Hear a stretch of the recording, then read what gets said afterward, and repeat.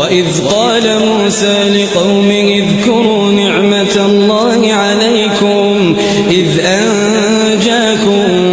من آل فرعون يسومونكم سوء العذاب ويذبحون أبناءكم ويستحيون نساءكم وفي ذلكم بلاء